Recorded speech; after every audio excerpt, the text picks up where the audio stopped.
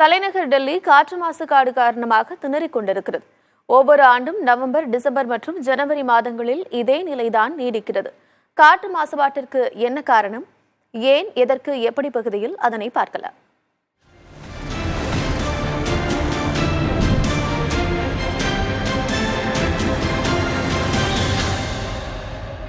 காற்று மாசுபாட்டால டெல்லியே திணறிக் கொண்டிருக்கிறது அப்படின்னே சொல்லலாம். இந்த காற்று மாசுபாடை அளவிடுவதற்கு காற்று தர குறியீட்டு எண் அப்படின்னு ஒன்று இருக்கு. பொதுவாக மனிதர்கள் வாழக்கூடிய பகுதிகளில் 100ல் தான் இருக்கணும். ஆனால் டெல்லியில் என்சிஆர் பகுதிகளில் எல்லாம் இந்த காற்று தர குறியீட்டு எண் 500 தாண்டி இருக்கு அப்படின்னே சொல்றாங்க. இது நவம்பர், டிசம்பர், ஜனவரி மாதங்களில் ரொம்ப அதிகமாக இருக்கிறது அப்படின்னும் சொல்லப்படுகிறது. இந்த டெல்லியில் காற்று மாசுபாடு அதிகரிக்க என்ன காரணம், இது என்ன விளைவுகளை ஏற்படுத்தும், இதை பற்றி தான் ரொம்ப விரிவாக இந்த காணொளியில் நம்ம பார்க்க இருக்கிறோம். குளிர்ந்த காலநிலையில் காற்று அப்படியே உறைந்து போய்விடும் அப்படின்னே சொல்லலாம். அப்ப தரையில் இருக்கக்கூடிய மாசு துகள்கள் இருக்குல்ல, அது குறிப்பிட்ட இடத்தில் நிலையாக நிலை பெற்று விடுகிறது. அதனால தான் குளிர்காலங்களில் காற்று மாசுபடுதல் அதிகரிக்கிறது அப்படின்னு சொல்றாங்க. 2021 எனர்ஜி அண்ட் ரிசோர்சஸ் இன்ஸ்டிடியூட் ஒரு ஆய்வறிக்கையை கொடுக்குறாங்க. அதில் நிறைய காரணங்களை பட்டியலிடுறாங்க. அதில் அவங்க சொல்றது, டெல்லி காற்று மாசுபடுதலுக்கு முக்கியமான பங்கு வகிக்கிறது அப்படின்னா வாகன பயன்பாடு தான்.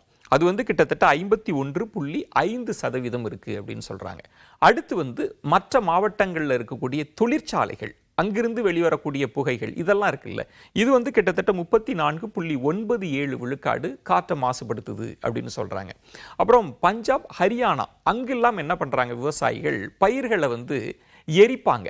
விவசாயம்லாம் முடிஞ்ச பிறகு அதனால் ஏற்படக்கூடிய புகை இருக்குல்ல, அது டெல்லியில் காற்றை மாசுபடுத்துது அப்படின்னு சொல்றாங்க. அடுத்து தூசு, அது கிட்டத்தட்ட 3.7 விழுக்காடு. இந்த தூசு துகள்கள் டெல்லியில் காற்று மாசுபாடை அதிகரிக்கிறது அப்படின்னு சொல்றாங்க. இதெல்லாம் சேர்ந்து தான் டெல்லியில் காற்று மாசுபடுதலை அதிகரித்து கொண்டிருக்கிறது அப்படின்னு சொல்லப்படுது. காற்று மாசுபடுதலால பெரிதாக உடல்நல பாதிப்புகள் ஏற்படும் அப்படின்னு சொல்லப்படுகிறது. குறிப்பாக குழந்தைகளுக்கு நீண்டகால பாதிப்பு ஏற்படும் அப்படின்னு சொல்றாங்க. இந்த காற்று மாசுபடுதல் அப்படின்னு சொன்னாலேயே சுவாச பிரச்சனை தான் பெரிய அளவுக்கு சிக்கலை ஏற்படுத்துகிறது. டெல்லியில் கூட சமீப மாதங்களில் சுவாச பிரச்சனை அப்படின்றது 15 விழுக்காடு அதிகரித்திருக்கிறது. அதன் காரணமாக மருத்துவமனையை நாடக்கூடியவர்கள் அதிகரித்திருக்கிறார்கள் அப்படின்னு மருத்துவ உலகம் நமக்கு சொல்கிறது.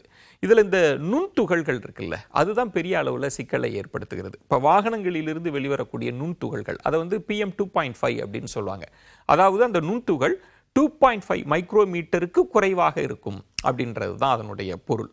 அப்படி அது குறைவாக இருக்கிறப்ப அது என்ன பாதிப்புகளை ஏற்படுத்துது அப்படின்னா, சுவாச பிரச்சனையை ஏற்படுத்துகிறது, மாரடைப்பை ஏற்படுத்துகிறது, அப்புறம் ஆஸ்துமா, அதுவும் பெரிய சிக்கலை ஏற்படுத்துகிறது அப்படின்னு சொல்கிறாங்க.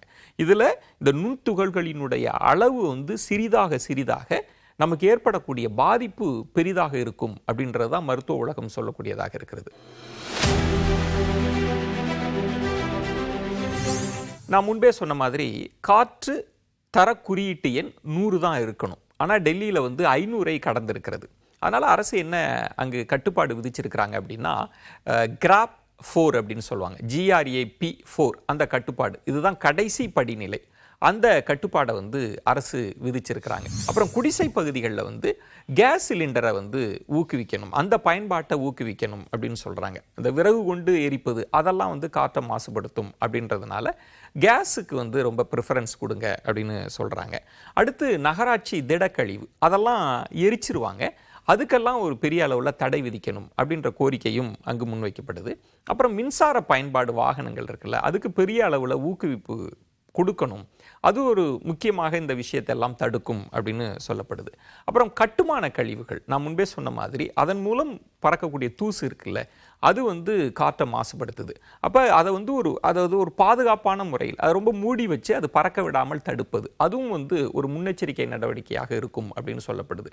இதெல்லாம் முன்னெச்சரிக்கை நடவடிக்கையாக செய்தால் டெல்லியில் காற்று மாசுபாடை குறைக்க முடியும் அப்படின்னு பார்க்கப்படுது.